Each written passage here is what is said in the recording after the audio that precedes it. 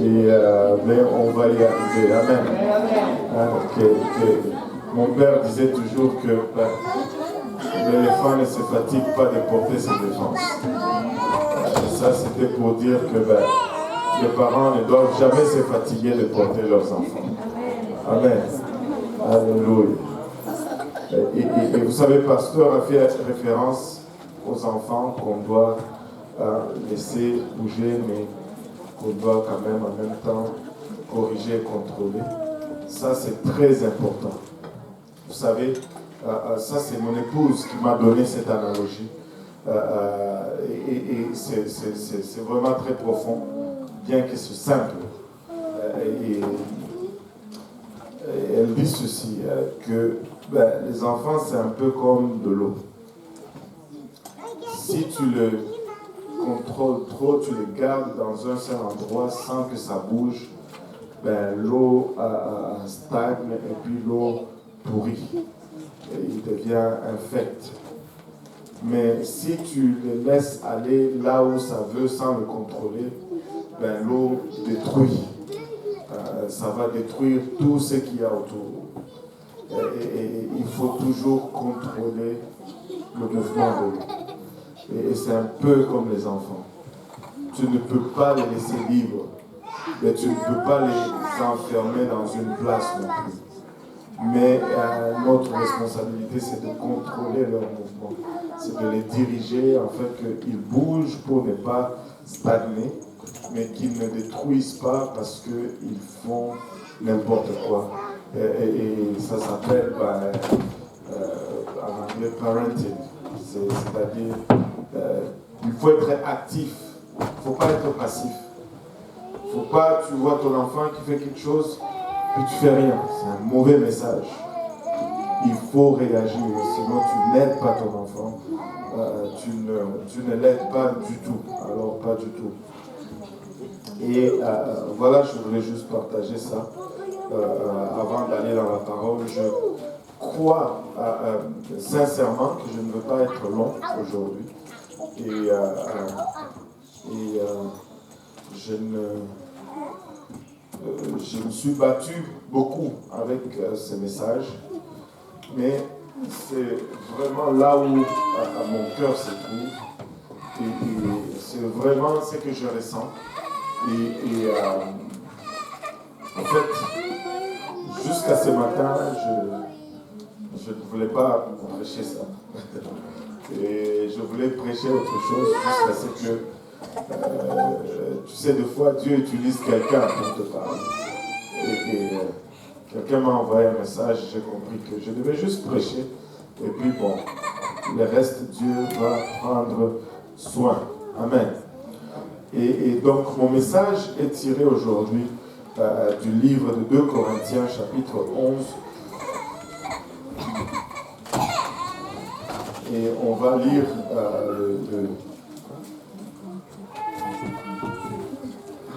le 8 premiers versets. Et puis je vais parler un peu et puis on va prier. Et comme l'Esprit va nous conduire, j'ai demandé spécifiquement à l'arrière aujourd'hui qu'on utilise la version Sterval. De plus en plus, je n'arrive pas à me défaire de cette version. Et plus fidèle dans cette traduction et plus complète. Et 2 Corinthiens plutôt, chapitre 11, le premier verset, si on peut se lever pour la lecture de la parole. Ça, c'est Paul qui est en train d'écrire à l'église de Corinthe. Ça, c'est, au fait, c'est 2 Corinthiens, mais ça, c'est sa quatrième lettre à l'église de Corinthe. Et la première et la troisième, nous ne la trouvons pas. Mais nous avons la deuxième et la quatrième qui sont notées comme étant premier et deuxième Corinthiens. Mais non, à 2 Corinthiens 11, 1 nous dit « Puissiez-vous supporter un peu mon imprudence, mais aussi je vous prie, supportez-moi, car je suis jaloux de vous d'une jalousie de Dieu, parce que je vous ai unis à un seul époux, pour vous présenter à Christ comme une vierge chaste. Mais je crains que comme le serpent séduisit Ève par sa ruse, vos pensées ne se corrompent aussi en se détournant de la simplicité qui est en Christ.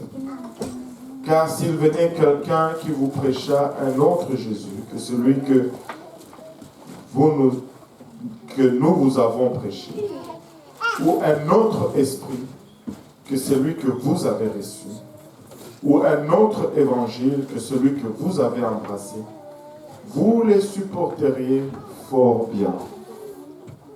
Mais j'estime que je n'ai été en rien inférieur au plus excellent apôtre. Si même quand on l'engage, je suis comme un homme du commun, je ne le suis pas quant à la connaissance. Mais nous sommes fait connaître parmi vous, à tous égards et en toutes choses. Ai-je commis un péché en m'abaissant moi-même, afin que vous fussiez élevés, en vous annonçant gratuitement l'évangile de Dieu?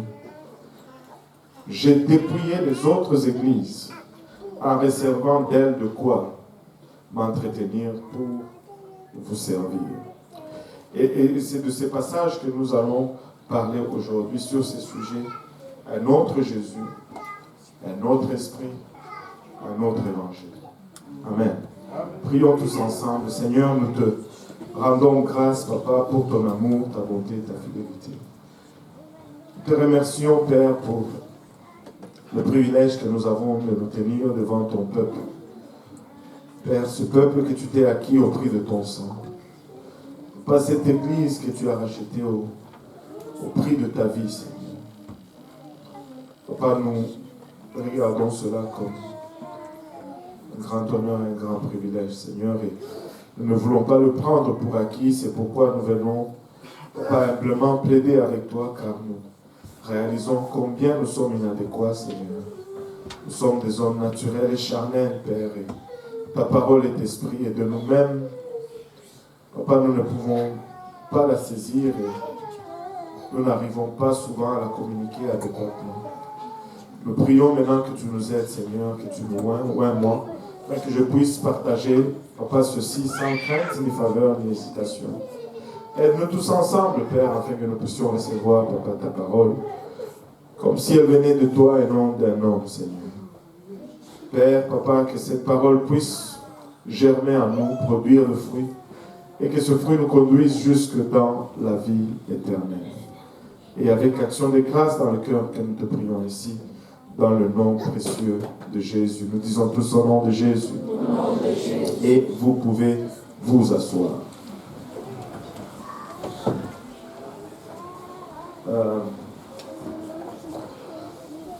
Nous sommes l'église pentecôtiste unie de l'Est de Montréal.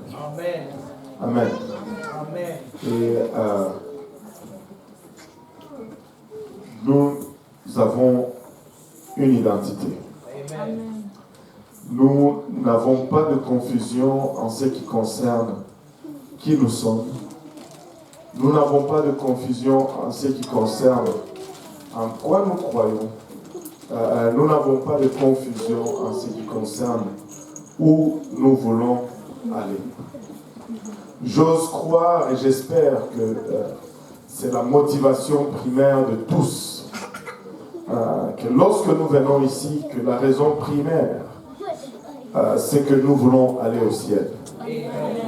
Nous allons à l'église parce que nous voulons aller au ciel. Et nous prions parce que nous voulons aller au ciel.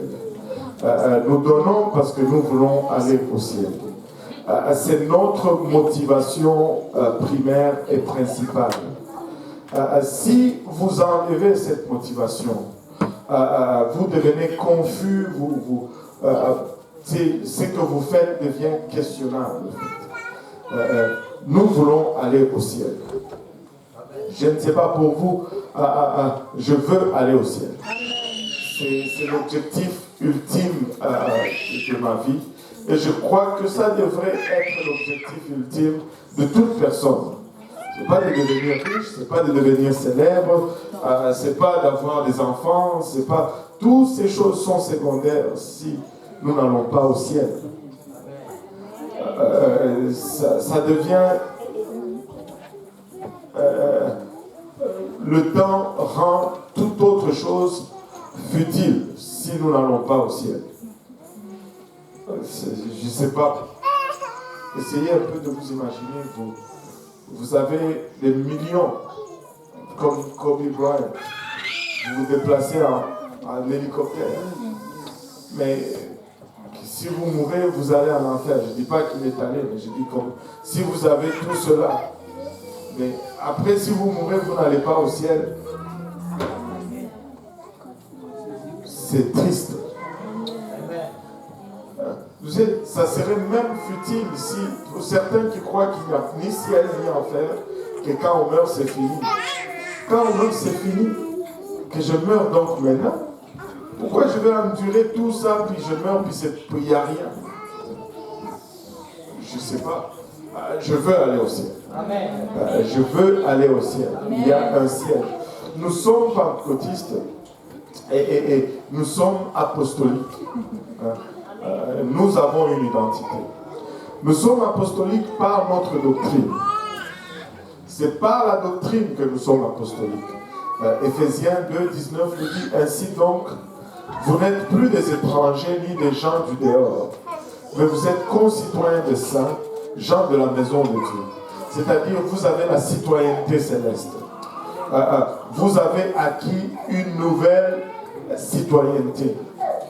Et il dit, vous avez été édifiés sur les fondements des apôtres au verset 20 et des prophètes. Jésus-Christ lui-même étant la pierre angulaire. Nous sommes apostoliques parce que nous sommes fondés sur la doctrine des apôtres. Ce sont les apôtres qui ont apporté cette doctrine, qui ont propagé cette doctrine. Il y en a qui disent, oh, moi je ne suis pas, je ne veux pas être apostolique, je veux être chrétien. Mais tu ne peux pas être chrétien si tu n'es pas apostolique, parce que le Seigneur Jésus-Christ lui-même l'a conçu comme ça. C'est lui qui l'a conçu comme ça. Il a choisi 12 qu'il a formés pendant 3 ans et il leur a laissé la responsabilité d'aller et d'établir son église. Et c'est pourquoi nous sommes apostoliques. C'est parce que c'est ça la formule que le Seigneur a laissée lui-même. Amen. Et il est la pierre angulaire, mais nous avons la doctrine apostolique. Et nous sommes pentecôtistes par notre expérience. Nous sommes apostoliques par notre doctrine. Mais nous sommes pentecôtistes par notre expérience. Parce que nous réclamons l'expérience de la Pentecôte. La Pentecôte, c'était la naissance de l'Église. L'Église est née le jour de la Pentecôte. Et ce jour-là, Pentecôte, c'est tout simplement, ça vient de Penta, qui veut dire 50. C'était 50 jours après la résurrection du Seigneur. Il est ressuscité, 40 jours après, il est monté au ciel, et ils ont attendu 10 jours. 10 jours après, le Saint-Esprit est tombé alors qu'ils étaient dans la chambre haute. Et l'expérience du jour de la Pentecôte, nous le voyons dans Actes, chapitre 2, le premier verset. Si vous pouvez me le donner dans la version Osterval, nous dit ceci: le jour de la Pentecôte étant arrivé, ils étaient tous d'un accord dans un même lieu, et alors il vint tout à coup du ciel un bruit, comme celui d'un vent qui souffle avec impétuosité, et il remplit toute la maison où ils étaient. Et il leur apparurent de langues séparées comme de feu, et qui se posèrent sur chacun d'eux. Et ils furent tous remplis du Saint-Esprit, et ils commencèrent à parler des langues étrangères selon que l'Esprit leur faisait parler. Et ça, c'était le jour de la Pentecôte. Et nous confessons, nous réclamons cette expérience. Si vous n'avez pas encore expérimenter cela, vous pouvez expérimenter cela. C'est de cela que j'ai parlé, qui est arrivé au travail de la sœur Odette. Quand vous priez et que Dieu vient élire domicile en vous, vous allez commencer à parler en d'autres langues comme l'Esprit va vous donner de vous exprimer. C'est notre première expérience spirituelle. C'est notre première expérience spirituelle. Non, c'est notre naissance spirituelle. C'est le début de notre marche avec Dieu. C'est là où ça commence. Et quand cela arrive, nous sommes comme Yoéla que nous avons dédicacé au Seigneur. Nous sommes nés de nouveau, mais spirituellement. Nous commençons une nouvelle vie spirituelle. Nous commençons une marche spirituelle. C'est ça que nous sommes. C'est notre identité. Et il est très important de connaître son identité. Si tu ne connais pas ton identité, tu es en route vers le trouble. Tu vas être une personne imbue d'insécurité. Tu vas vaciller, tu vas être incertain, tu vas être indécis. Tu dois connaître qui tu es. Tu dois connaître qui tu es spirituellement. Tu dois connaître ton identité spirituelle. Par manque de connaissance de ton identité, tu peux développer de caractères dans ta personnalité qui ne sont pas bonnes. Ça, nous qui vivons en Amérique du Nord, nous pouvons l'observer. Je ne sais pas pour vous, mais la plupart des problèmes, ça c'est moi, si c'est faux, bon, mettez ça de côté. La plupart des problèmes qu'on observe dans la société noire américaine ou du Nord, c'est un problème d'identité. Quand tu n'arrives pas à avoir une identité, ben, tu deviens insécure et tu condamnes tout le monde. Et c'est le problème que nous observons souvent. Mais je dois savoir qui je suis spirituellement.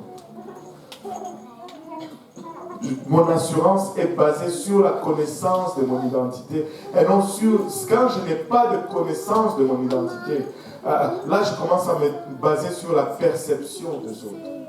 Je commence à vouloir qu'on me perçoive comme ça, qu'on me perçoive comme ça. Et là, on est perdu. Je dois juste savoir qui je suis. Tu dois savoir qui tu es. Si tu veux te développer de cette tendance à t'appuyer sur la perception des autres.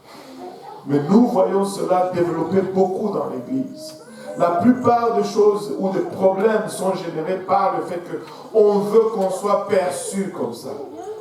Ça m'est égal comment tu me perçois, je sais qui je suis.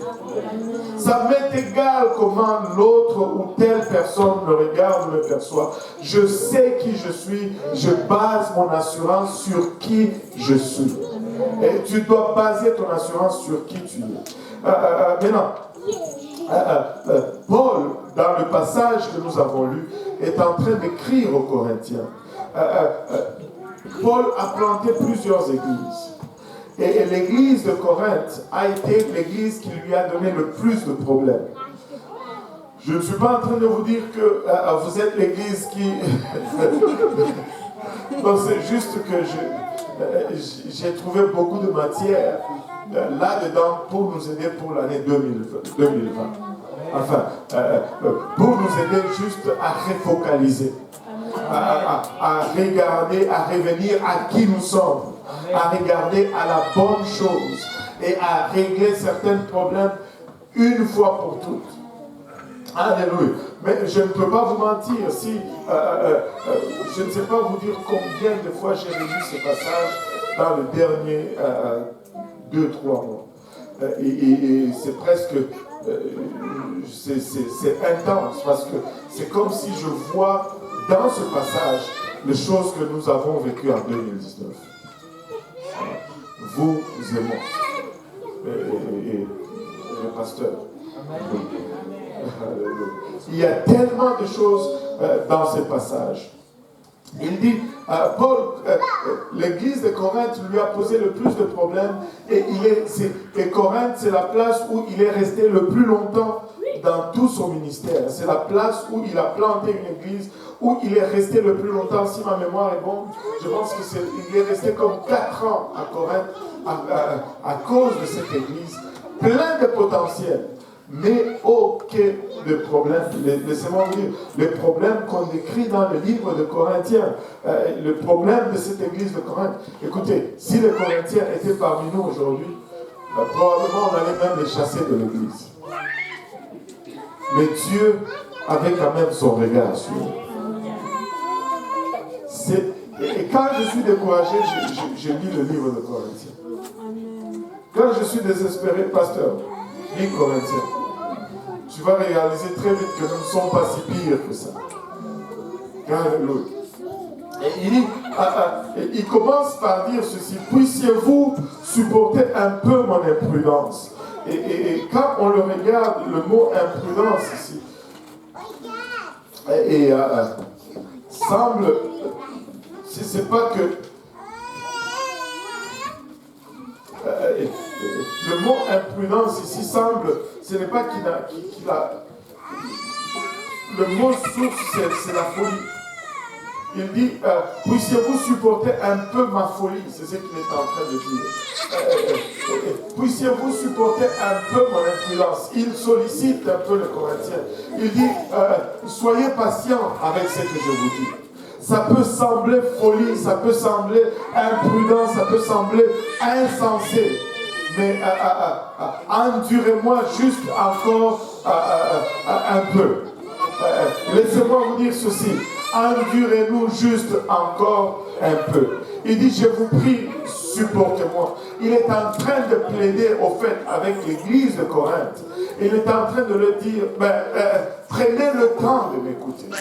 Prenez le temps de suivre ce que je vous dis. Ça semble être folie, ça semble être insensé, ça semble être imprudent, ça semble être hors norme.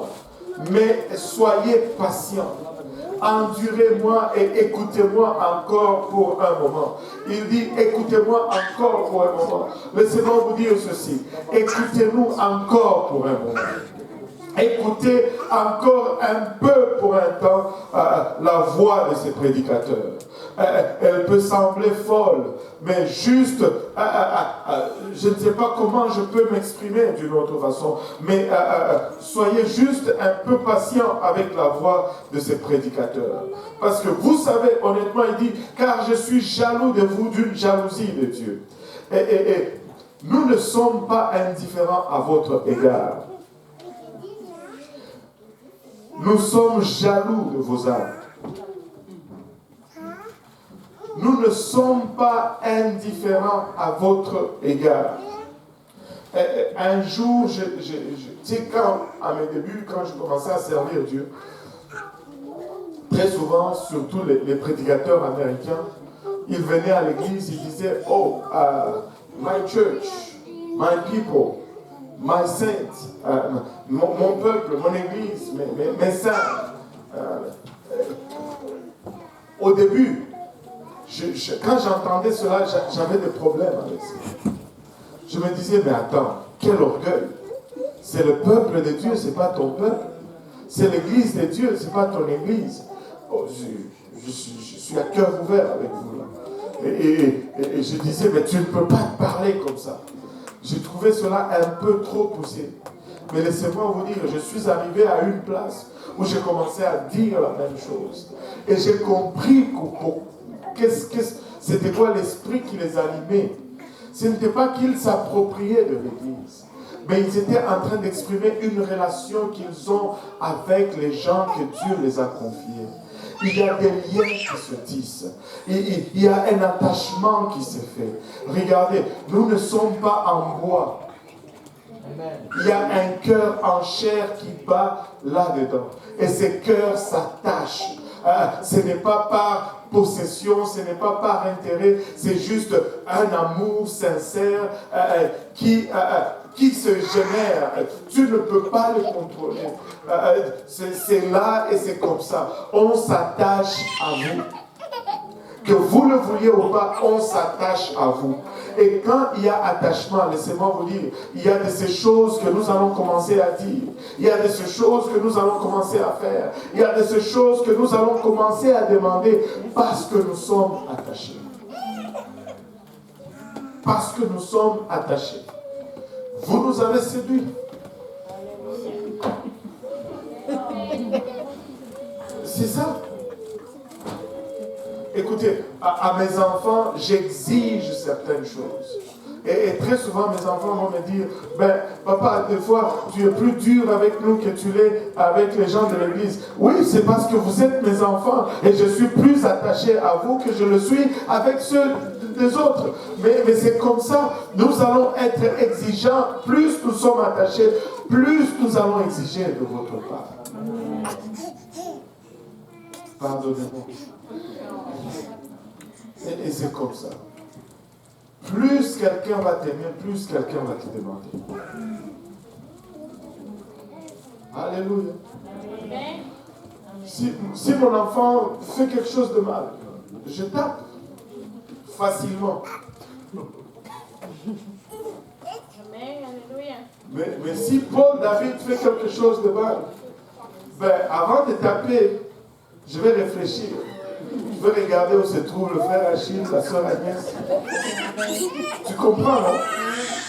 Ben, éventuellement, je sais que bon, la soeur Agnès, si je tape à Paul David, elle ne va pas quitter l'église. Je la connais. Même si je ne tape pas Paul David, elle va se fâcher contre moi. Elle va se dire, mais pourquoi tu l'as laissé? Mais le réflexe, le premier instinct, ça va être, je ne peux pas taper tout de suite parce que ben, c'est l'enfant de Achille d'abord. Allô? Et vous, dans le Seigneur, vous êtes mes enfants.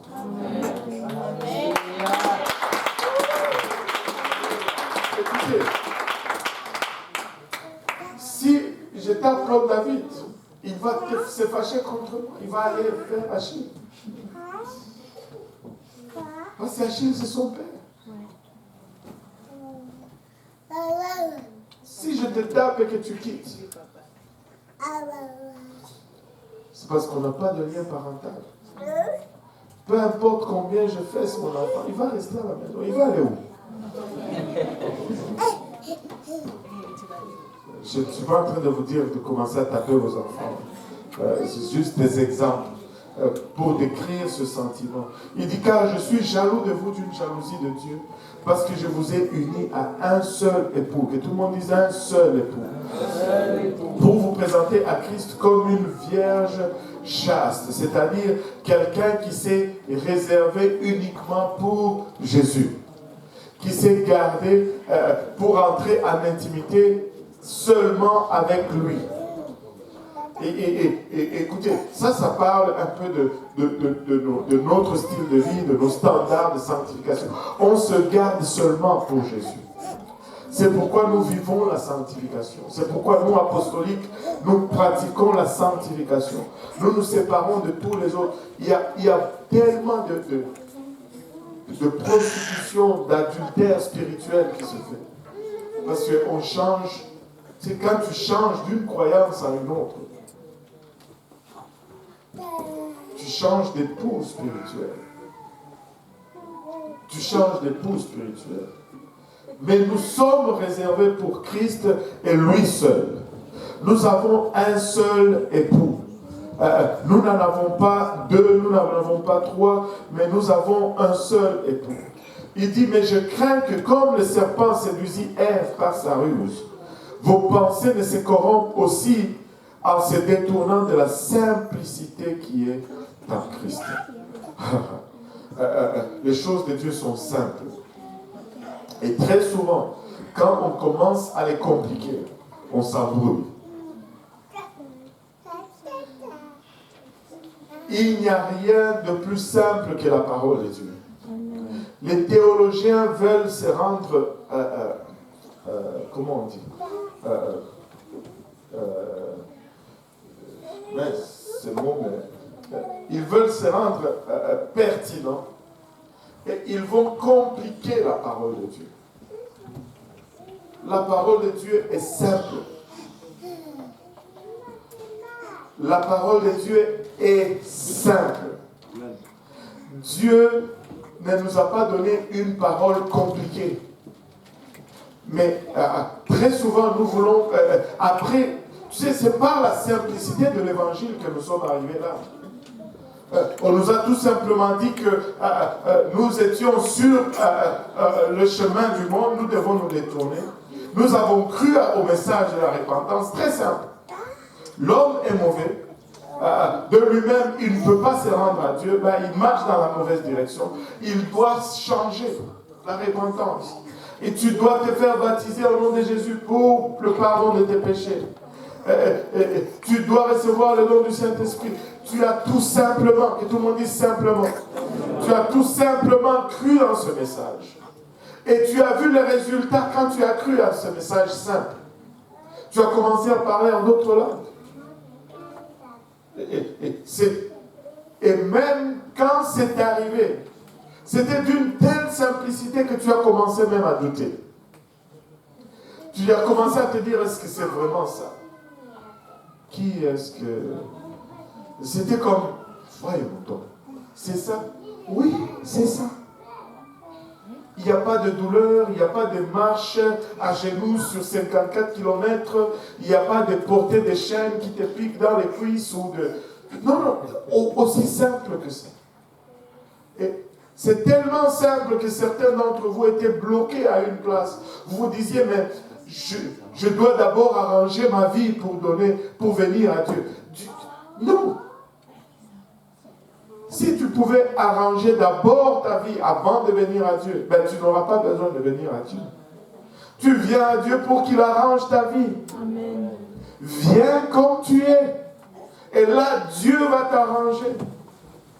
Et c'est lui qui arrange nos vies. Écoutez, nous ne pouvons pas nous permettre de nous éloigner de la simplicité de Jésus-Christ.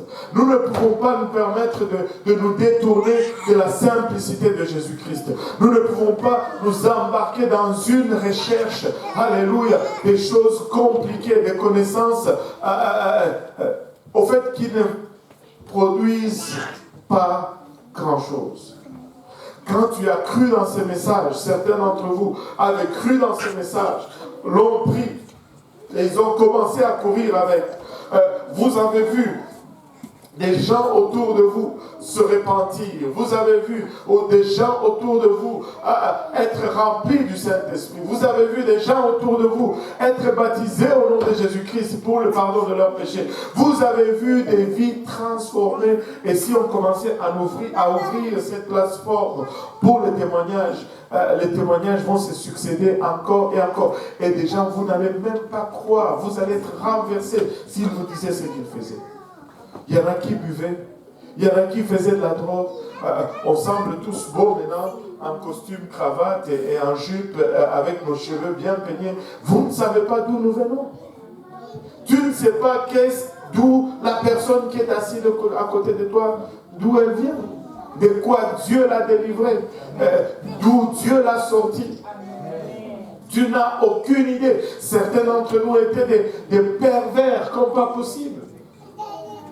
Des voleurs, des menteurs, des escrocs. Mais Dieu nous a pris avec la simplicité de son message. Il nous a lavés, il nous a transformés. Aujourd'hui, nous avons une espérance.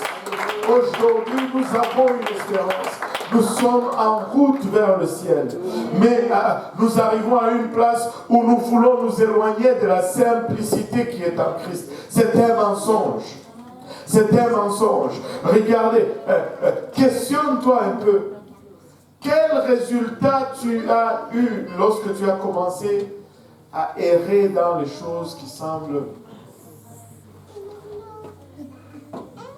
zéro? Combien de personnes sont venues à Christ parce que tu as eu une nouvelle révélation extraordinaire? Zéro. Tout ce que ça a amené, c'est juste une distraction. C'est juste une distraction. Du temps que nous revenons à la simplicité de Christ, nous le voyons agir dans nos vies. Nous le voyons faire dans nos vies. Anyway, j'ai dit que j'allais être court. Alléluia. Amen. J'ai mal commencé. Car s'il venait que quelqu'un vous prêchait un autre Jésus, peut-on prêcher un autre Jésus? Ce n'est pas qu'il y a un autre Jésus. J'ai déjà vu d'autres Jésus. Je me rappellerai toujours de cela. Une fois, on était en train d'évangéliser, on m'a appelé à Charleroi. Et je suis allé là-bas, je suis rentré dans la maison d'un monsieur. il était assis dans une chaise et il portait une robe, en fait. Un homme, il portait une robe. C'est un peu le genre de tissu qui ressemble vraiment au tissu hébreu avec des lignes et tout ça. Il avait des sandales, il était assis. Et je suis venu, je ne savais pas trop par où commencer. Et il y avait 2 gros chiens dans sa maison. Et là, j'ai commencé à parler de l'évangile, Christ t'aime et toutes ces choses. Et j'ai tâtonné un peu pour voir où il était. Il a commencé par me dire que bon, il connaissait la parole, il sait que Jésus va revenir, et il sait que Jésus est déjà revenu, et que c'était lui, Jésus. C'était pour la première fois, j'étais face à face.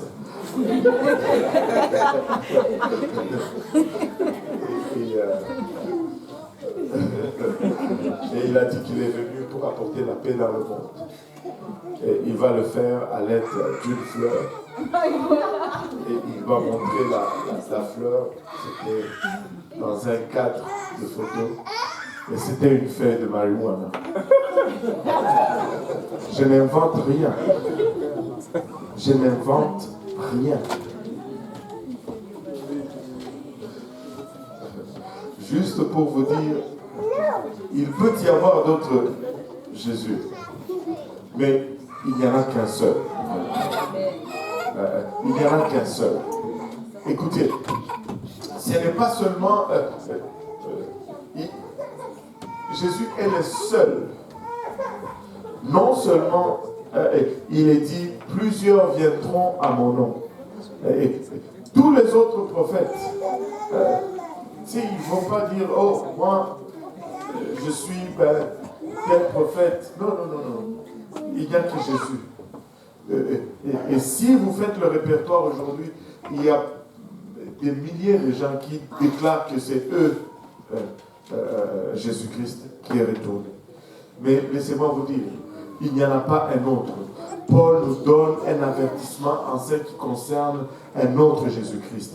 Un autre Jésus-Christ, ce n'est pas seulement dans le sens de prêcher une autre personne comme Jésus, mais c'est également dans le sens de prêcher une autre identité en ce qui concerne Jésus-Christ. Tu dois connaître qui est Jésus-Christ. Amen. Il n'est pas une tierce personne de la divinité, il est la plénitude de la divinité. Amen. Il n'est pas juste un simple prophète, il est le Dieu incarné. Au fait, il y a un nom de Jésus-Christ que nous utilisons très peu, il s'appelle Emmanuel. Emmanuel signifie tout simplement Dieu avec nous. Jésus, c'est Dieu qui vient pour nous sauver. On ne peut pas prêcher un autre Christ que Dieu qui vient pour nous sauver. On ne peut pas accepter un autre Christ que l'incarnation du seul et unique vrai Dieu. Il n'y en a pas un autre. Paul est en train de dire, on est en train de vous prêcher un autre Christ. Et cela me rend jaloux. Parce que je vous ai fiancé à un seul Christ. Il n'y en a pas un autre. Il dit, ou un autre esprit que celui que vous avez reçu. Ça, c'est un autre domaine qui est... un autre aspect qui semble... Vous savez, la Bible dit ceci. Sondez les Écritures. Amen. Et la Bible nous dit éprouvez les esprits. Le monde spirituel, c'est le monde le plus dangereux dans lequel s'aventurer si tu n'as pas la direction de la parole de Dieu. C'est la parole qui a préséance sur tout ce qu'il y a comme manifestation spirituelle. Si tu ne peux pas le matcher avec la parole, réprime-le, rejette-le et refuse-le.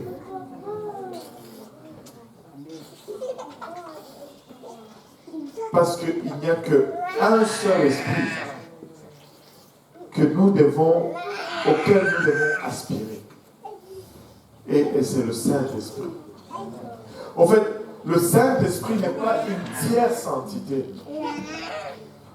Il n'y a pas une entité Dieu, le Père. Il n'y a pas une autre entité Jésus ou le Fils. Et il n'y a pas une autre entité, le Saint-Esprit. Le Saint-Esprit, quand on dit Saint-Esprit, c'est juste une autre façon d'exprimer ou de dire Dieu. En fait, parce que Dieu, naturellement ou physiquement, il est esprit, mais moralement, il est saint. Et quand on dit Saint-Esprit, on prend les deux attributs fondamentaux de Dieu et on le met ensemble. Il est esprit et il est saint. C'est juste une autre manifestation. Ce n'est pas un autre esprit qui agit indépendamment ou en concert ou en accord. Non. On n'a reçu qu'un seul esprit et c'est l'esprit de Dieu et c'est l'esprit de Jésus-Christ parce que Jésus-Christ est Dieu et c'est cet esprit qui habite en nous et c'est par cet esprit que nous pouvons communiquer avec lui. Paul met en garde les Corinthiens au sujet d'un autre esprit. Mais tu peux être saisi d'un autre esprit qui ne serait pas l'esprit de Dieu. Et il dit, ou un autre évangile. Et là, il y a toutes sortes d'évangiles de nos jours. Mais laissez-moi vous dire, il n'y a qu'un seul évangile qui sauve. Amen. Et c'est l'évangile de Jésus-Christ. Il n'y a pas deux ou trois façons d'être sauvé. Il n'y a qu'une seule façon d'être sauvé. Il n'y a pas deux portes au ciel, il n'y a qu'une seule porte. Jésus dit, je suis le chemin, que tout le monde dise le chemin. Je suis la vérité, que tout le monde dise la vérité.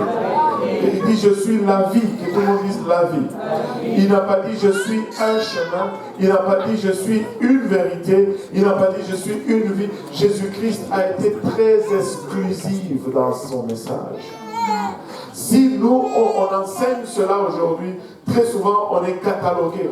On nous dit, pensez-vous que c'est seulement vous, les pentecôtistes, qui allez être sauvés? Des fois, on nous réduit même en disant, pensez-vous que c'est vous, juste les pentecôtistes unis, qui allons être sauvés? Vous avez l'esprit fermé. Je vais dire comme un de nos anciens, nous avons un esprit encore plus fermé que cela.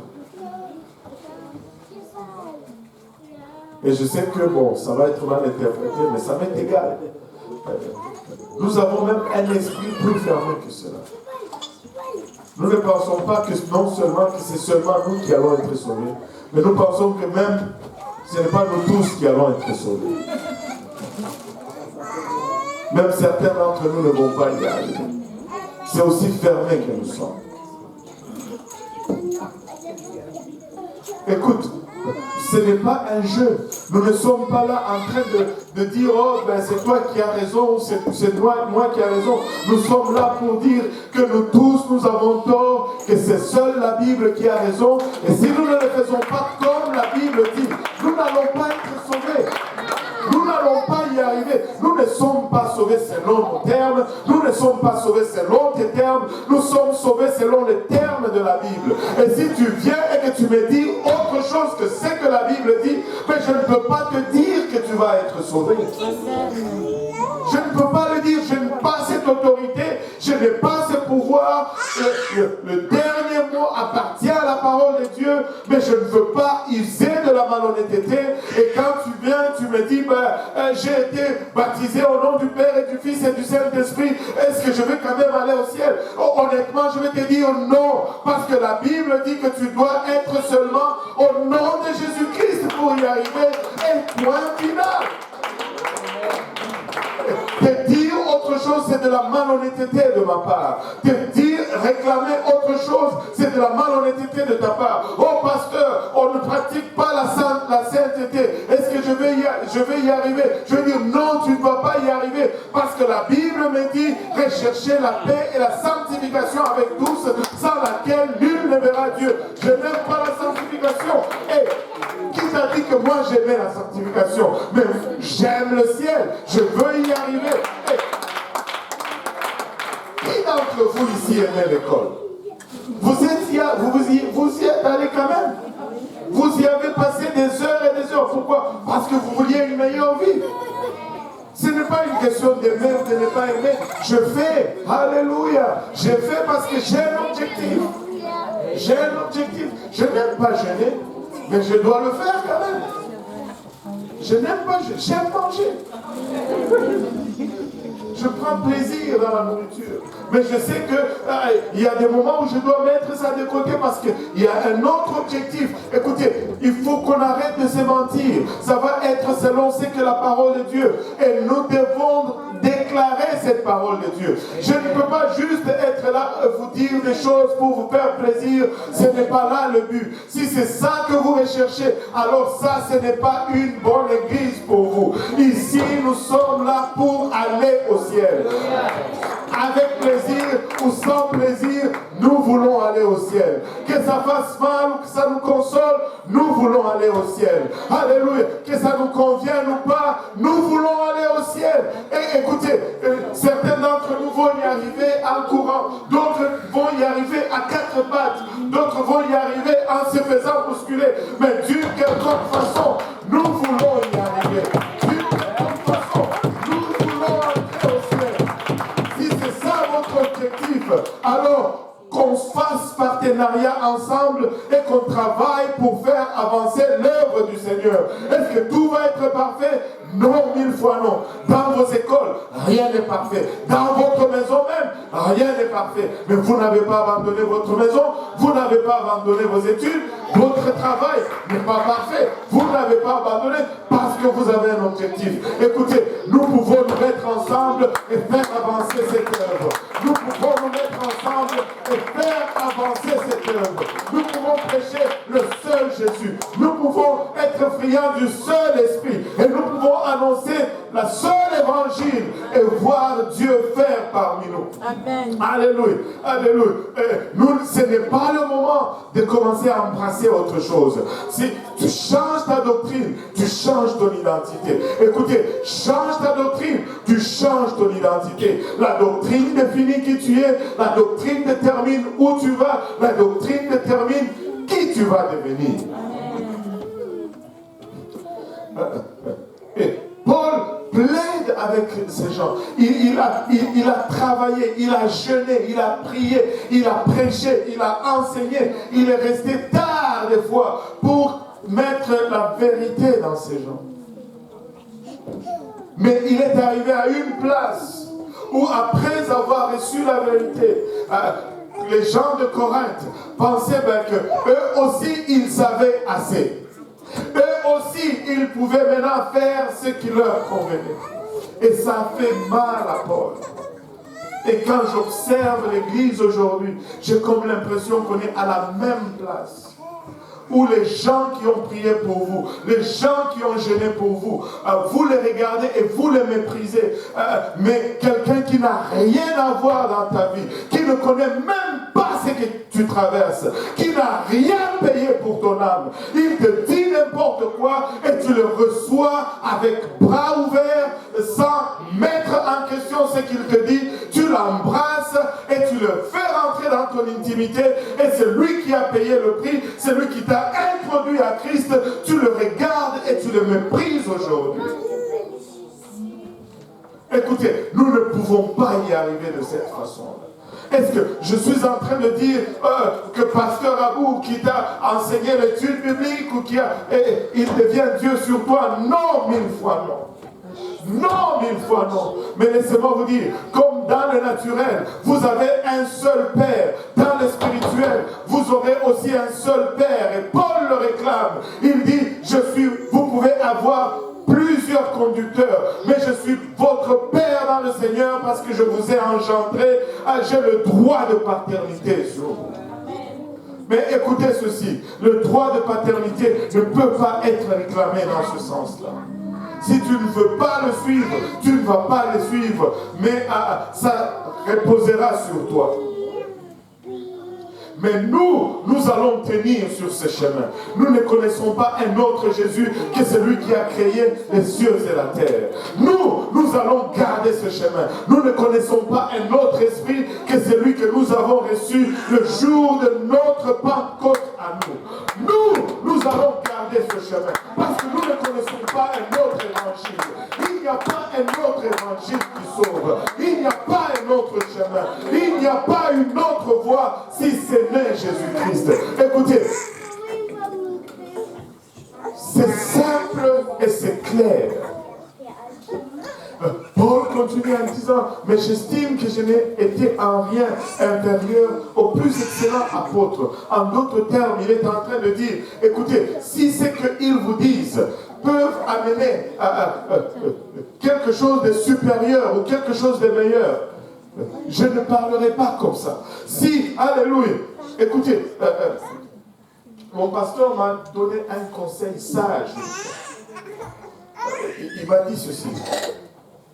Il dit, quand tu es malade et que tu vas voir un médecin, et que si le médecin ne peut pas t'aider, très souvent, qu'est-ce qu'il fait? Il t'envoie chez un autre spécialiste. Il t'envoie chez un autre spécialiste, espérant que celui-là va te donner mieux que ce que lui t'a donné. Et Paul a dit ceci, si eux, ils pouvaient te donner mieux que je t'ai donné, je n'allais même pas parler de cette façon. Mais laissez-moi vous dire, ils ne pouvaient pas parce que Paul avait déjà donné le meilleur. Laissez-moi vous dire ceci, il n'y a rien au-dessus de ceci. Il n'y a aucune autre expérience. C'est pourquoi, prenez ma parole à témoin, tous ceux qui quittent ceci ne deviennent jamais meilleurs spirituellement. Montre-moi une seule personne qui a quitté ceci et qui est devenue une meilleure personne spirituelle. Qui est devenue plus sainte, plus consacrée. Montre-moi juste une personne qui a quitté ça et qui est devenue meilleure. Parce qu'il n'y a pas un autre Jésus. Il n'y en a pas. Il n'y a pas un autre esprit. Il n'y en a pas. Il n'y a pas un autre évangile. Il n'y en a pas. C'est le seul que nous allons garder. C'est dans ce évangile que nous allons demeurer. Que Dieu nous garde. Alléluia. Et de cette chair, nous n'allons pas prêcher autre chose. Pasteur, de cette chair, on ne prêche pas autre chose. Alléluia. Il dit, Paul était désespéré. Et c'est quelqu'un qui est plein d'amour, mais qui est à une place où il se sent complètement impuissant. Et des fois, c'est vraiment cette place-là que nous nous sommes retrouvés à plusieurs reprises ces derniers temps. Tu vois comment quelqu'un est en train d'aller vers la destruction. Mais tu ne peux absolument rien faire. Il dit ceci. Si même quand on l'engage, je suis comme un homme du commun. Il dit, si quand je parle, je ne suis pas éloquent. Quand je parle, je n'arrive pas à être... Écoutez, il n'y a pas de prétention à moi, je connais mes limites. Je ne peux pas prêcher comme certains prédicateurs qui viennent ici. Il y en a qui sont nés pour prêcher. Il y en a qui ont l'art de prêcher. Ils sont des maîtres prédicateurs. Je ne suis pas un prédicateur. Je suis juste un simple enseignant. Je n'ai pas l'art de prêcher. Si vous voyez mes messages, si je vous les donne, des fois tu vas dire, mais il n'y a rien là-dedans. Parce que je parle tout simplement comme Dieu me le donne. Je n'ai pas des notes là. Il y en a qui vont être excellents, qui vont faire des recherches, qui vont te faire et qui vont prêcher avec une éloquence extraordinaire. Moi, je n'ai pas cela. Je n'ai pas cela. Je ne suis pas pasteur à vous. Alléluia. Alléluia. Il n'y a pas cette éloquence en nous. Mais, Paul dit ceci, mais je ne le suis pas quant à la connaissance. Écoutez, je n'ai peut-être pas l'éloquence, mais je sais de quoi je parle. Je n'ai peut-être pas l'éloquence, mais je connais c'est Jésus que je prêche. Je n'ai peut-être pas l'art de le présenter. Je n'ai peut-être pas le vocabulaire qui va avec. Mais laissez-moi vous dire ceci. Je connais cette parole. Je connais Jésus-Christ. Je connais la vérité. Je n'ai peut-être pas cette habilité de le donner comme certains le donnent. Laissez-moi vous dire, il n'y a pas d'équivoque quand qui concerne la connaissance de la parole de Dieu. Cette parole est claire, cette parole est simple et aide-nous, Seigneur. Il dit, mais nous nous sommes fait connaître parmi vous à tous égards et en toutes choses. Oh, laissez-moi vous dire ceci. Peut-être pour certains d'entre vous, on n'a pas eu le temps de développer cette proximité. Et certains d'entre vous l'ont développé avec Pasteur Abou. Mais pour la plupart d'entre vous, qui étiez venus avant que ça ne commence à être si occupé, et qu'on commence à courir à gauche à droite, notre vie n'est pas un secret. Allô? Et si vous ne connaissez pas où Pasteur Abou habite, allez le voir après le service. Dites-lui, donne-moi ton adresse, moi je dois venir chez toi. Allô? Allô? Je suis très sérieux, maman Alice. Ta maison là, c'est Dieu qui te l'a donnée. Mais ferme pas la porte de ta maison. Et si Dieu te confie les gens, c'est parce qu'il sait que tu es capable de les supporter, de les endurer. Et on ne peut pas prétendre être juste un dirigeant des gens à distance. Ce n'est pas le ministère que Dieu nous a montré. Dieu m'a dit ceci. Si tu ne sens pas la même odeur qu'eux, alors ils ne sont pas tes brebis. Allô? Mais comment est-ce que je vais sentir ton odeur si nous ne pensons pas de temps ensemble? Si tu ne sais même pas où j'habite. Invite-toi chez moi. Invite-toi chez Pasteur Abou. Dis j'ai faim, je veux venir manger. Il peut dire, qu'il fasse ça, c'est son problème. Toi, vas-y. Va chez lui. Il faut que tu saches où il est. Comme ça, si c'est qu'il t'enseigne ne te conduit pas au ciel, tu sais où aller le chercher. Tu lui confies ton éternité, tu ne sais même pas où il habite. Moi, je sais où mon pasteur habite. Tu vas lui confier ton éternité, tu ne sais même pas où il habite. Va chez lui, mange sa nourriture. Traîne un peu, joue avec ses enfants. Connais-le. Du coup, il t'enseigne autre chose et il vit autre chose. Nos vies ne sont pas des secrets. Vous savez que nous ne nous faisons pas passer pour des gens hyper spirituels. Vous connaissez nos problèmes. Certains d'entre vous même, c'est ça qui devient votre problème. Parce que vous nous regardez comme étant normal. Maintenant, vous dites, comment il va être mon pasteur parce qu'il est normal. Mais tout le monde est comme nous. Nous sommes tous pareils. Nous sommes tous pareils. J'ai des problèmes aussi. Des fois, j'ai des chicanes avec ma femme. Des fois, mes enfants, ils ne m'écoutent pas. Des fois, je n'ai pas d'argent. Et toutes ces choses normales. J'ai une famille en Afrique. Des fois, ils m'appellent. Il y a des problèmes, peut-être de sorcellerie à gauche, des choses. Toutes les mêmes choses que vous vivez, nous les vivons aussi. Nous ne sommes pas des hyper-hommes qui sont descendus de Mars et qui veulent prétendre être différents. Non. Non, nous sommes pareils. Je dois prier aussi pour essayer de parvenir à mon salut. Des fois, je n'ai pas envie de prier. Des fois, je n'ai pas envie de lire la Bible. Il y a des jours où même je n'ai pas envie de venir à l'église. Alléluia.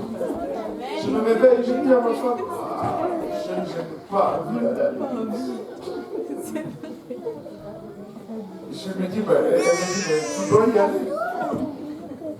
Je dis, mais pourquoi? Elle dit, mais c'est parce que c'est toi le pasteur. Je dis, j'ai oublié.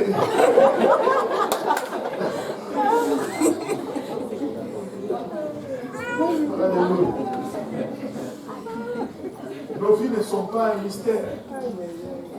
Mais cela devient comme des fois une pierre d'achoppement pour nous. Nous nous sommes fait connaître par vous à tous égards et en toutes choses. Certains d'entre vous qui étaient, Dieu nous a sortis de loin ensemble. Il nous a sortis de loin ensemble. Et là, Paul, il finit avec cette exclamation. Je veux finir avec cette exclamation.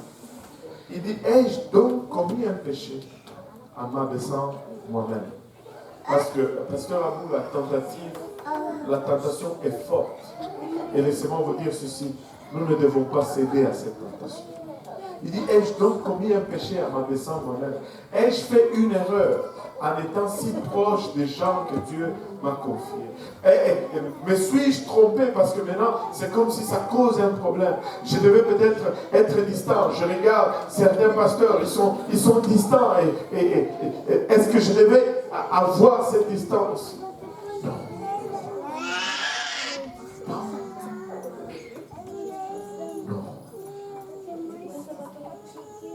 Non, tu ne t'es pas trompé. Nous ne nous sommes pas trompés. Nous ne nous sommes pas trompés. Nous ne devons pas faire le ministère selon le standard du monde. Nous devons faire le ministère selon le standard de Jésus-Christ. Jésus-Christ n'était pas un homme inaccessible. Jésus-Christ n'était pas un homme qui se faisait servir, qui se faisait honorer à gauche, à droite. C'est lui qui servait, c'est lui qui donnait honneur, c'est lui qui donnait en premier. Et c'est à ça que le Seigneur nous appelle. Ce n'est pas à faire comme le monde font, à s'isoler et à donner des petits messages, comme si les gens venaient à l'hôpital et puis rentraient chez eux. Non, non, non, non. Ceci est plus profond que ça. Ceci est plus profond que ça. Parce que nous avons développé des liens. Notre cœur est attaché. Notre cœur est attaché. Mais laissez-moi vous dire ceci. Ceci ne peut pas marcher si c'est juste dans un sens. Nous avons, il y a besoin d'une réciprocité. Autant les dirigeants doivent se rabaisser et se rapprocher, autant le saint doivent respecter et honorer et suivre ce qu'il leur est dit. Sinon, on n'aura pas, on ne peut pas aboutir ou avoir ce qu'on compte avoir.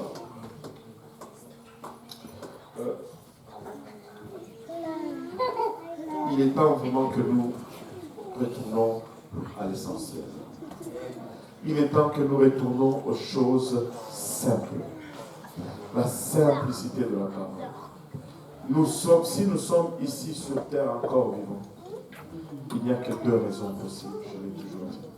La première raison, si on n'est pas encore sauvé, c'est qu'on soit sauvé. Qu'on parvienne à la repentance, qu'on parvienne à l'évangile.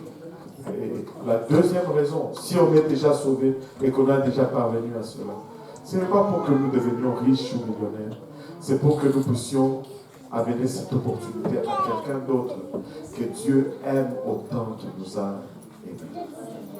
Sinon, il n'y a pas d'autre raison. Nous souffrons ici sur terre. Ce n'est pas par le plaisir de Dieu. C'est parce que Dieu aime quelqu'un d'autre autant qu'il nous aime. C'est pourquoi il nous garde encore sur cette terre. Écoutez, si cela ne dépendait que de sa volonté, il nous enlèverait déjà. Nous serions déjà en train de marcher sur les rues pavées d'or.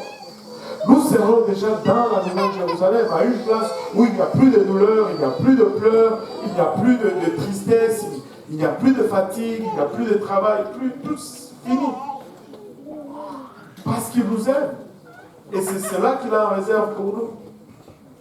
Mais le problème, c'est que tous nous ne sommes pas prêts. Peut-être que toi, tu es prêt ou prête. Mais il y a quelqu'un d'autre qui a besoin de ton aide pour arriver à cette même place. Et ça, c'est la raison pourquoi tu es là aujourd'hui. Écoutez, la mission de l'Église, c'est de prêcher l'Évangile. La mission de l'Église, ce n'est pas terminer la pauvreté sur la face de la terre. Ce n'est pas la mission de l'Église. La mission de l'Église, c'est que même les pauvres aillent au ciel. La mission de l'Église, ce n'est pas de donner l'école à tout le monde. Ce n'est pas la mission de l'Église. La mission de l'Église, c'est d'amener les gens au ciel. La mission de l'Église, ce n'est pas de se préoccuper de l'environnement ou de la guerre ou de la politique ou de toutes ces choses. Non, non, non.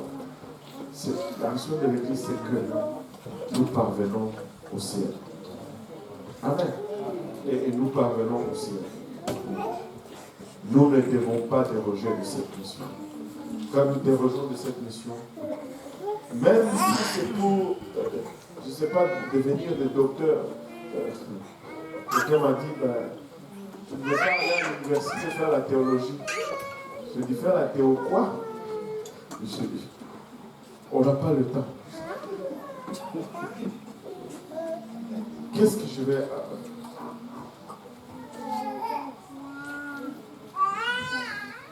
Je vais juste apprendre à gagner une âme. Je vais juste apprendre à enseigner une étude biblique et à conduire quelqu'un vers le Seigneur Jésus-Christ. Nous n'avons pas un autre message. Et écoutez, vous pouvez venir ici jour après jour. Il n'y aura pas d'autre message. Nous avons une seule mission. Nous n'avons qu'un seul message. Jésus sauve. Et lui seul sauve. Et il sauve d'une seule façon. C'est tout ce que nous avons. Est-ce que vos vies peuvent s'améliorer? Oui, oui, ils peuvent s'améliorer, tout comme ils peuvent s'empirer. Mais il y a le salut au bout de cela. Est-ce que je vais m'enrichir? Oui, tu peux t'enrichir, peut-être même tu peux t'appauvrir. Mais il y a le salut au bout de cela.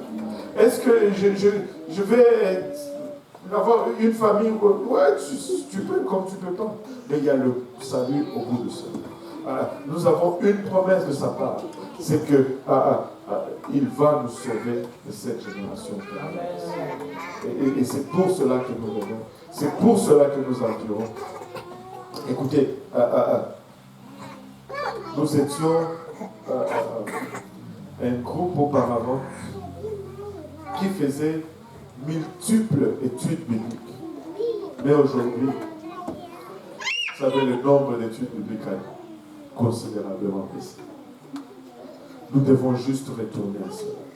Nous étions un groupe, moi je vais commencer à prier que Dieu nous enlève nos voitures.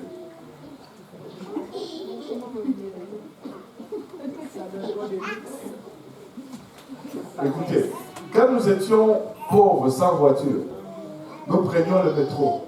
Écoutez, il y avait toujours quelqu'un qui recevait l'évangile dans le métro. Il y avait quelqu'un qui recevait le Saint-Esprit. Il y avait des vidéos de groupes de jeunes qui priaient et chantaient dans le métro. Je pense que la dernière vidéo de J. Péniel qui chante sous le métro date de 1900... 2013. 2013, on est en 2020. Donc 7 ans, personne n'a chanté dans le métro. Sœur Alice. Ce n'est pas nous, ça.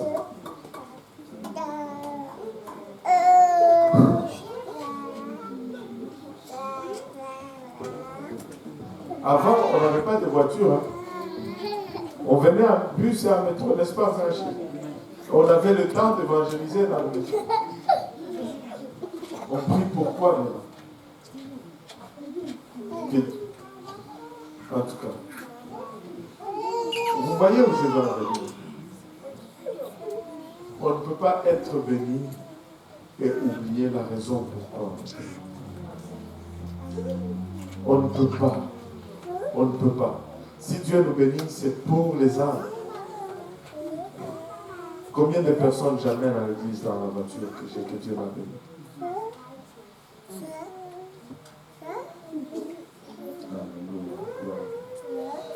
Seigneur. Là, on craque même là où ça ne craque pas. Aide-nous, Seigneur. Écoutez, nous avons une responsabilité. Nous avons un travail et nous devons juste nous mettre au travail. Laissez-moi vous dire ceci. Notre message ne va pas changer ici. Il va rester aussi simple qu'il a toujours été. Mais nous devons juste revenir à la place où chaque dimanche, nous devons annoncer 2 ou 3 baptêmes qui se sont faits au coin. Chaque dimanche, nous devons dire, oh, une personne a reçu le Saint-Esprit à telle place. Chaque dimanche, nous devons, écoutez, quand je lis comme celui-ci, inviter, donc ma soeur Micheline et Sadora qui sont venus aujourd'hui, ce qui m'a frappé quand j'ai lu la feuille là, c'est écrit invité par Dieu.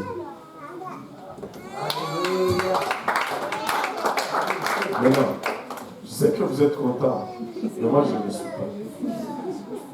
Laissez-moi vous dire pourquoi. Si Dieu lui-même doit se déranger pour l'inviter, où est-ce que nous étions? Où est-ce que nous étions? Là, on va s'étonner que Dieu ne guérit pas parce que il doit arrêter de guérir pour aller inviter les gens. Si nous prenons le temps d'aller inviter les gens, il va avoir plus de temps pour faire les autres choses que nous ne pouvons pas faire. Écoutez, si nous ne pouvons pas laisser Dieu faire ce que nous pouvons faire. Oh, maman,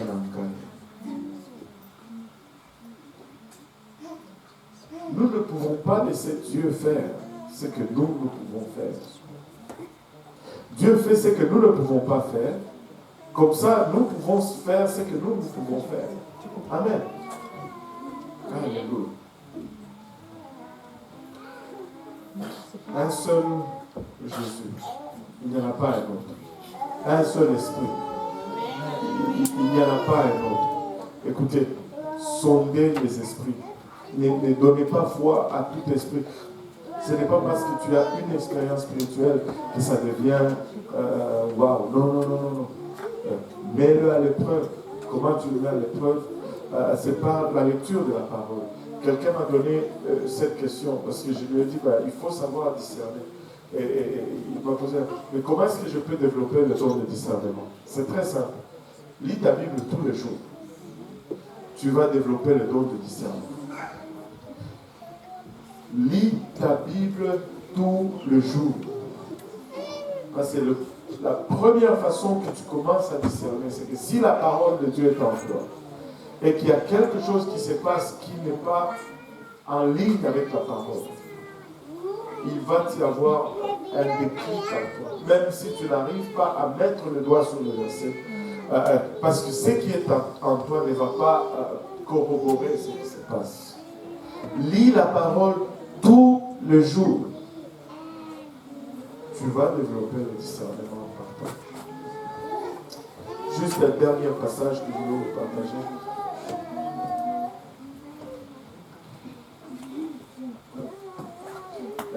Philippiens 1, 27, il dit: conduisez-vous seulement d'une manière digne de l'évangile de Christ.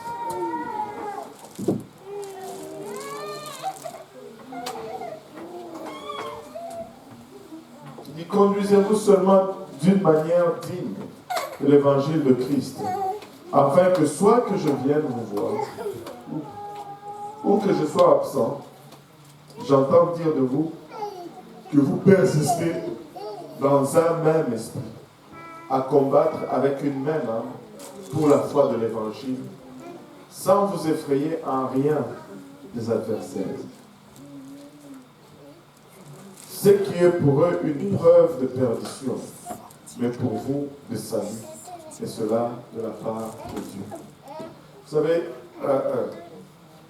pourquoi quand on parle de l'Évangile, très souvent on est haï, on est attaqué. Parce que quand tu parles de l'Évangile, tu es en train de tracer la ligne entre ceux qui sont sauvés et ceux qui ne sont pas sauvés. Au lieu de traverser la ligne pour aller là où tu es sauvé, l'orgueil empêche toujours les gens de le faire. Et au lieu de traverser la ligne, ils vont commencer à haïr. Il dit parce qu'il vous a fait la grâce à cause de Christ, non seulement de croire en lui, mais encore de souffrir. Ça m'a frappé. Il dit parce que nous cherchons toujours les bénédictions. Nous voulons toujours avoir. Oh, j'ai trouvé un travail. Ah. Tu sais, des fois nous devons nous réjouir quand nous perdons le travail. Oh.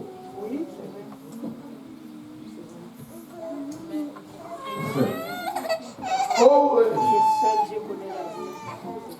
il dit, parce qu'il vous a fait la grâce. Que tout le monde dise la grâce. Nous ne regardons pas cela comme grâce. Parce qu'il vous a fait la grâce à cause de Christ, non seulement de croire en lui. C'est une grâce que de croire en lui. Mais encore de souffrir pour lui. C'est une grâce que de souffrir pour le Seigneur.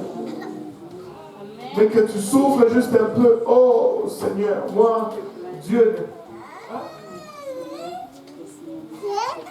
n'est pas là-dedans.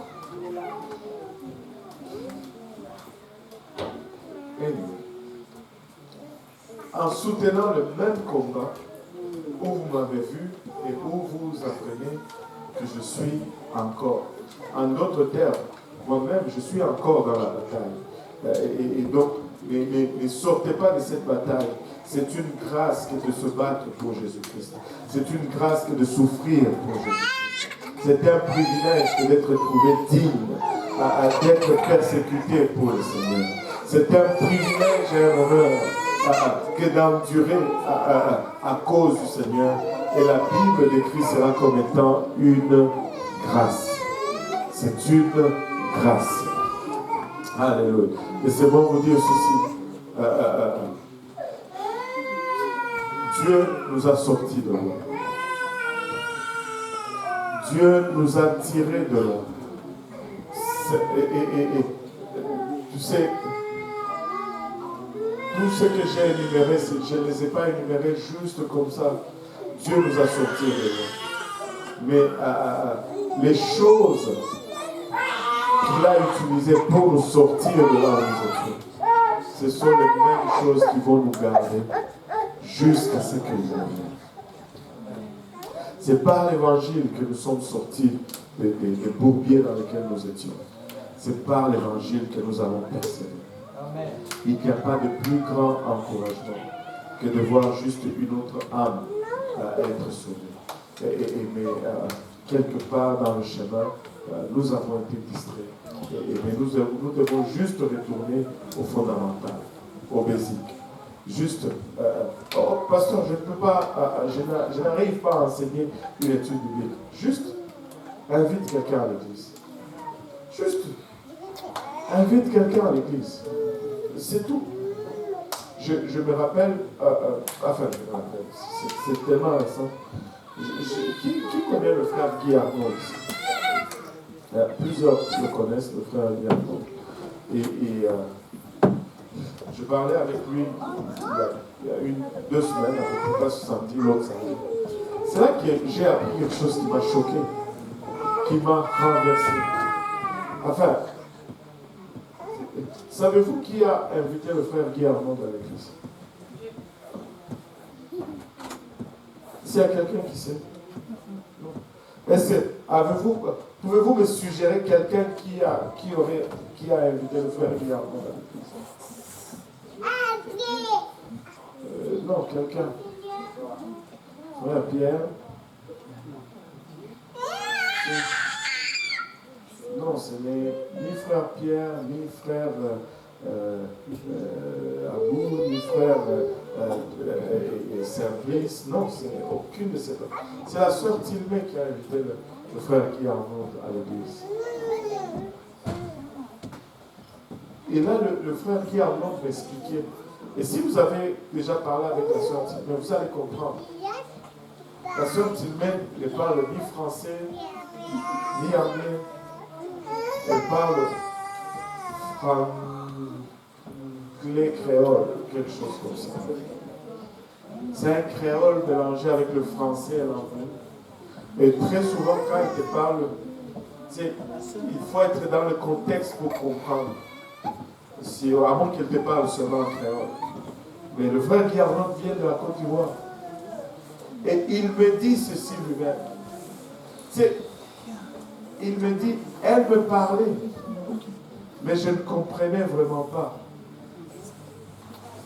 Je ne comprenais pas ce qu'elle me disait. Mais je pouvais juste ressentir qu'il y avait beaucoup d'amour. Et je suis venu. Aujourd'hui, le frère Guy Arnaud est baptisé. Ses parents au pays sont baptisés, remplis du Saint-Esprit. Parce que maman Tilmé, qui n'arrive même pas à parler, m'a invité à l'église. Vous auriez pensé que c'est quelqu'un de... Écoutez, nous avons une mission. Nous avons un travail, c'est simple. Ne vous compliquez pas là. Ne cherchez pas à devenir docteur en théologie. Ce n'est pas requis pour aller au ciel. Ce n'est pas requis de comprendre toute la théologie de la biblique pour aller au ciel. Ce qui est requis, c'est la repentance, le baptême d'eau, le baptême du Saint-Esprit, une vie de sainteté, et puis persévérer jusqu'à la fin. C'est ce qui est requis. Comprendre qui était le grand frère de Jésus, s'il avait des demi-sœurs ou des moitiés frères, c'est pas requis. Comprendre Judas, c'était dans cette place, et Ephraïm veut dire celui qui a une patte, c'est pas requis toutes ces choses. C'est pas requis. C'est pas requis.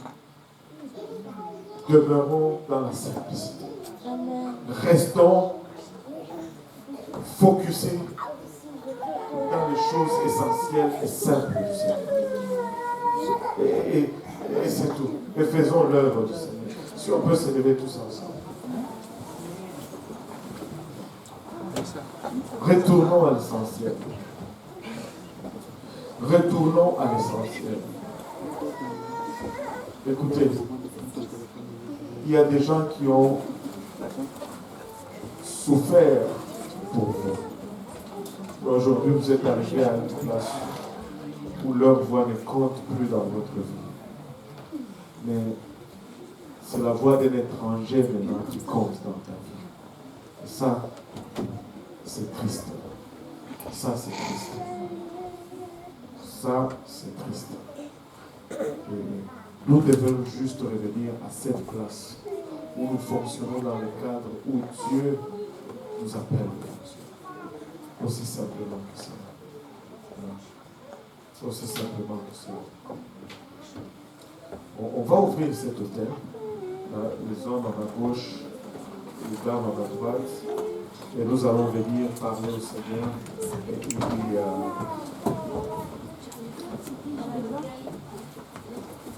la simplicité de la vie. Nous devons juste revenir à la simplicité de la vie. Pourquoi tu me dis ça? Que c'est Dieu faire. Amen. Si on peut juste pour un moment, je vais juste faire une demande aujourd'hui, avant de céder le micro à pasteur. Si on peut juste être honnête et sincère avec soi-même pour aujourd'hui. Et juste se laisser aller dans la présence du Seigneur.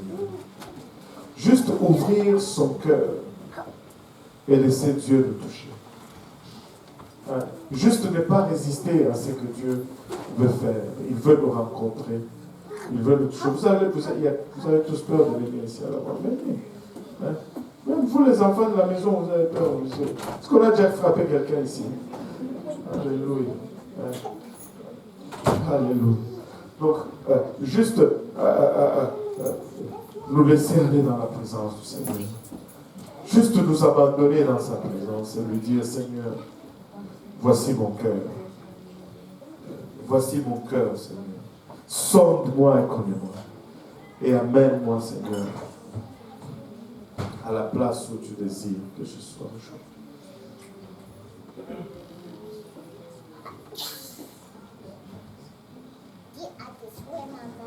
Alléluia.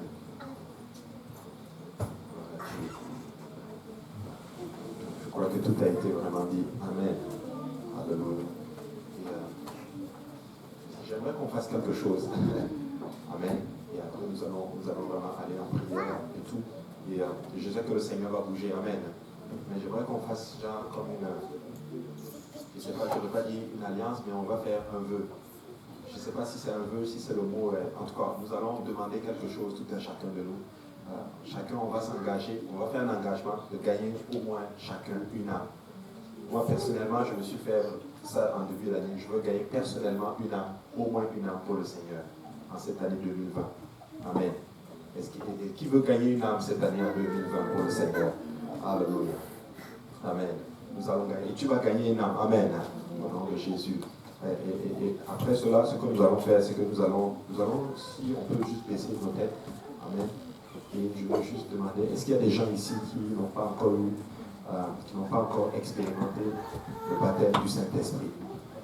En d'autres termes, je veux le dire ainsi, est-ce qu'il y a des gens ici qui n'ont jamais parlé en d'autres langues? C'est-à-dire que tu n'as jamais eu l'expérience de parler en d'autres langues. Il y a juste moi qui regarde. Il y a une personne qui a la main levée. Est-ce qu'il y a quelqu'un d'autre qui ici n'a jamais expérimenté le baptême du Saint-Esprit? Peut-être qu'il y en a qui sont gênés, mais vous pouvez, tous, il n'y a pas de problème, nous allons prier. Amen. Alors, quelle prière, je vais vous expliquer, vous allez le recevoir parce que la promesse est pour vous. Il y a une deuxième personne qui a levé sa main, la promesse est pour vous aussi. Ce n'est pas compliqué le baptême du Saint-Esprit, tu peux le recevoir. Ce qu'on va faire, c'est qu'on va demander pardon au Seigneur, on va se repentir et juste après cela, nous allons prier à travers le Saint-Esprit. Ce qu'on va faire, c'est que tu vas louer le Seigneur. Et la meilleure adoration que tu peux lui donner, c'est Alléluia. Alléluia, littéralement, c'est une façon pour toi de t'abandonner au Seigneur. Et pendant que tu loues le Seigneur, laisse-moi te dire que l'Esprit du Seigneur va prendre le contrôle de ta langue. Ma soeur Odette le disait, elle disait que quand elle priait avec son collègue de travail, ça n'a même pas pris 3 Alléluia. Et bam, la personne avait commencé à parler en d'autres langues. C'est juste pour dire que c'est réel. Amen. Amen. Alléluia. Maintenant, nous allons faire une prière de repentance. Et ceux qui ont levé la main, vous allez louer le Seigneur, vous allez bénir le nom du Seigneur. Il y a une troisième personne qui a levé la main. Alléluia, gloire à Dieu. Si tu sens que tu vas être gêné, ferme les yeux. Amen. Ferme les yeux et concentre-toi sur le Seigneur. Et lever les mains, c'est un signe d'abandon au Seigneur, littéralement. Vous savez, quand le policier, par exemple, quand quelqu'un te tend une arme, naturellement, tu lèves les mains comme un signe d'abandon. C'est la même chose aussi avec le Seigneur. Amen. Gloire à Dieu. Alors nous allons prier et après cela nous allons prier. Et s'il y a d'autres personnes qui ont besoin de prière pour d'autres situations, ensemble nous allons prier à travers le Saint-Esprit. Amen. Alléluia. Prions ensemble. Seigneur Jésus, nous te rendons grâce. Papa, nous te bénissons. Alléluia. Merci pour la parole qui est sortie. Merci Seigneur parce que tu veux, alléluia, restaurer les choses. Papa, tu veux nous ramener Seigneur aux choses essentielles, aux choses basiques. Seigneur Jésus, nous voulons gagner une âme pour toi Seigneur. Alléluia. Alors nous voulons te demander pardon pour notre négligence, nous voulons te demander pardon, Seigneur, parce que nous n'avons pas mis les yeux où il fallait mettre les yeux, Seigneur. Humblement, nous voulons te demander, Seigneur, d'étendre ta main et de répandre encore un nouveau zèle sur nous, Seigneur, un zèle nouveau, Seigneur Jésus, afin que cette année, que chacun de nous puissions gagner une âme, au moins une âme, alléluia, pour ta gloire, Seigneur Jésus, car c'est le salut des âmes qui compte, Seigneur. Humblement, nous voulons te demander pardon, Seigneur. Alors que nous allons prier maintenant à travers ton esprit, Seigneur Jésus, je vais te prier maintenant que ceux-là qui ont levé la main, même ceux qui n'ont pas levé la main sous la joue, le coup de la gêne, qu'ils reçoivent ton esprit, Seigneur Jésus. Alléluia. Que ton Saint-Esprit coule à travers nous aujourd'hui, Seigneur. Et que nous puissions, alléluia, moissonner encore des âmes, Seigneur, pour la gloire de ton nom, Seigneur. Nous te demandons pardon, nous voulons élever la main pure devant toi, Seigneur. Dans le nom de Jésus, nous prions et nous disons tous au nom de Jésus. Amen. Alors nous allons commencer maintenant à louer le Seigneur. Juste s'il y a quelqu'un à côté de vous, étendez la main, mais juste imposez la main à quelqu'un et commencez à prier avec la personne. Alléluia. Et vous allez voir au fur et à mesure que vous commencez à prier, l'Esprit du Seigneur va commencer à bouger. L'Esprit du Seigneur va commencer à couler littéralement comme un fleuve d'eau vive. Et vous allez voir, c'est vraiment réel. Je sais que pour le moment c'est calme, mais juste si on peut juste étendre la main et à prier littéralement à travers le Saint-Esprit. Si vous avez le Saint-Esprit, parlez en d'autres langues. Si vous parlez en d'autres langues, parlez seulement et vous allez voir, l'Esprit du Seigneur va commencer à bouger. Amen. Alléluia. Même les enfants qui ont levé la main, imposons-leur la main. Ne les négligeons pas. Ils peuvent recevoir aussi le don de l'Esprit. Amen. Alléluia. Alors, Saint de Dieu, soyez conscients. Imposez la main à quelqu'un. Alléluia. Même si la personne a déjà le Saint-Esprit, imposez quand même la main à la personne. Amen. Alléluia. Gloire au nom de Jésus. Papa, nous te rendons grâce. Alléluia. Que ton esprit bouge maintenant, Seigneur. Alléluia. Alléluia. Nous élevons la voix maintenant. Alléluia, Jésus. Alléluia. Alléluia, Jésus. Alléluia. À toi est la gloire. Alléluia. Alléluia, Jésus. Béni soit le nom du Seigneur. Alléluia. Il y a des enfants qui prient déjà. Alléluia. Alléluia. Alléluia. Gloire au nom de Jésus. À toi est la gloire. Alléluia, Jésus. Alléluia.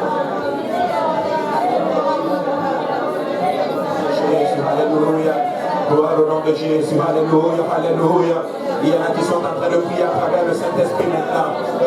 Il y en a qui prient à travers le Saint-Esprit maintenant. C'est réel, c'est réel. Alléluia. Alléluia. Gloire au nom de Jésus. Gloire au nom de Jésus. Alléluia. Alléluia. C'est ça, c'est ça, c'est ça. C'est ça, Église. Alléluia. C'est ça, Église. Alléluia. Alléluia. C'est ça, Église. C'est ça, Église. Alléluia. Alléluia. Alléluia. Gloire au nom de Jésus. Alléluia. Alléluia. Béni soit le nom de Jésus. Béni soit le nom de Jésus. Alléluia. Alléluia. Alléluia. Jésus. Alléluia. Alléluia. Saint de Dieu. Alléluia. Soyez conscients. Prions, prions. Alléluia. Priez. Alléluia. Si vous avez des instructions à donner à ceux qui sont à côté de vous, donnez leurs instructions. Mais priez, alléluia. Exercez vos dons spirituels maintenant, alléluia.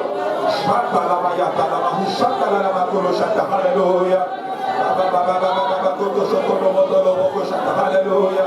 C'est réel, c'est réel. Et quand tu sens quelque chose qui arrive, tu laisses aller, c'est le Saint-Esprit. La Bible déclare que celui qui parle en langue, c'est un esprit qui dit des mystères à Dieu. Personne ne le comprend. Alléluia. À toi est la gloire, Seigneur Jésus.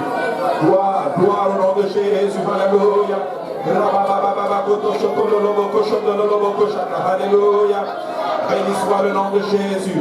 Alléluia. C'est réel, c'est réel. C'est réel. Alléluia. Alléluia. Laisse-toi aller, laisse-toi aller. Alors que tu adores le Seigneur, c'est qui te vient à l'esprit, laisse couler, laisse sortir. Alléluia. Alléluia, Jésus. Alléluia. Gloire au nom de Jésus. Alléluia. C'est réel, c'est réel. Il y en a qui sont proches. Alléluia. Alléluia. Alléluia. C'est réel, frères et sœurs, c'est réel, Église. Béni soit le nom du Seigneur. Alléluia, Jésus. Alléluia. Alléluia.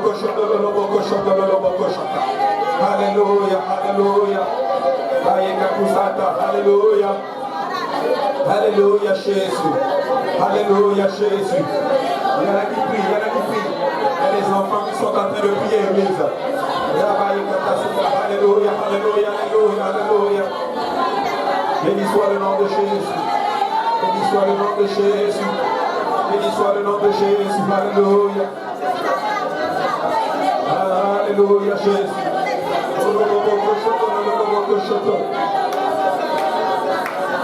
Alléluia, Alléluia,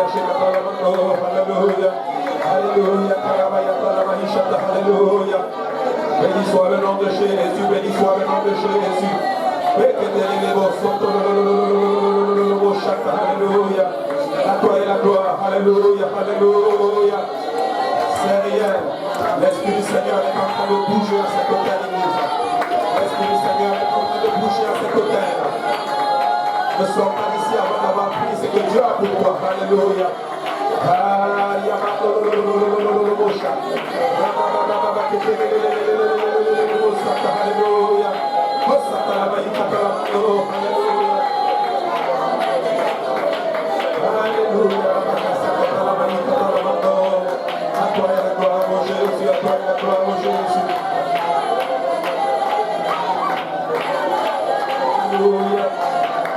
Alléluia, Jésus, Alléluia, Jésus, Alléluia. Béni soit le Seigneur. Alléluia, Jésus. Alléluia. Gloire au nom de Jésus. Alléluia. Alléluia, Alléluia. Oui, c'est ça, c'est ça. Ah, c'est ça, Dave, c'est ça, Dave. Alléluia, Alléluia, Alléluia. Reste, c'est ça. Reste, Alléluia. Alléluia.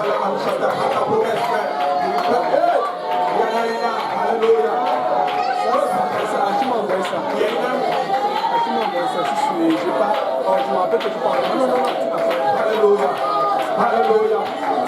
Alléluia. Alléluia. Les enfants qui parlent en langue, au nom de Jésus. Gloire au nom du Seigneur. Alléluia. Alléluia. Gloire au nom de Jésus. Waiting, c'est ça. C'est ça. Alléluia. Alléluia, Jésus. Béni soit le Seigneur. Béni soit le nom du Seigneur. Alléluia. Alléluia, Jésus. Alléluia. Alléluia. Béni soit le nom du Seigneur Jésus. Alléluia. Alléluia. Toi et la gloire, Seigneur Jésus. Béni soit le nom du Seigneur.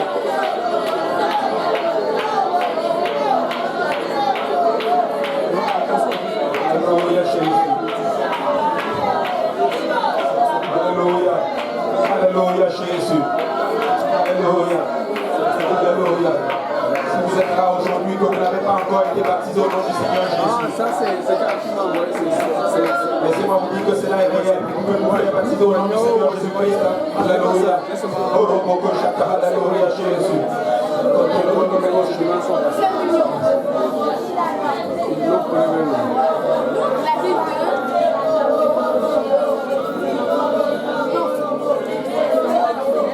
Alléluia, Seigneur Jésus, alléluia.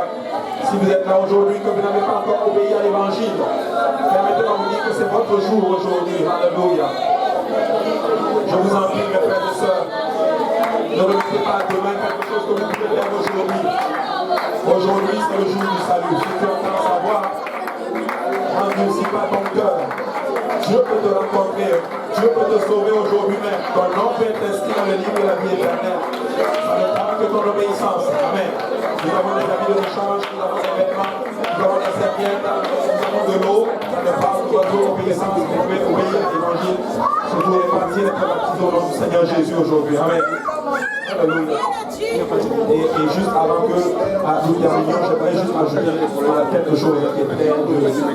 Vous savez, souvent, nous avons souvent ce qu'on appelle un syndrome. J'ai l'impression que c'est le syndrome de... je ne sais pas comment appeler ça, mais le syndrome des émotions. Vous savez, il y a des prédications comme ceci, nos émotions sont suscitées, et des fois, la conviction est là. Le problème avec nous, c'est que des fois, nous laissons partir la conviction. C'est qui a été enseigné aujourd'hui, mais ça ne prend pas juste une conviction. Et nous le gardions, et nous le laissons partir, et ça change de vie. On ne peut pas juste sortir d'ici quand on retombe encore dans la même chose. Amen. Nous devons prendre ceci, et que ça nous change pour le bon. Amen. Alléluia. Alléluia. Voilà, Dieu acclame le Seigneur. Et je ne sais pas s'il y a une personne qui a une voiture pour le cas qui a oublié ses clés. Une personne a. Bon, je pensais qu'on m'avait offert une voiture. Non, je plaisante. Que le Seigneur vous bénisse. Salut votre voisin et voisine. Acclamez le Seigneur encore une fois. Amen. C'est toujours beau.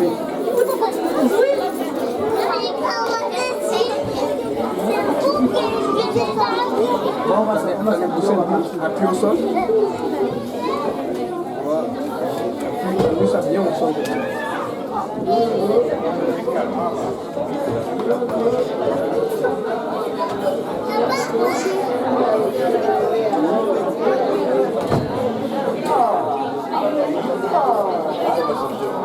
Ah, super.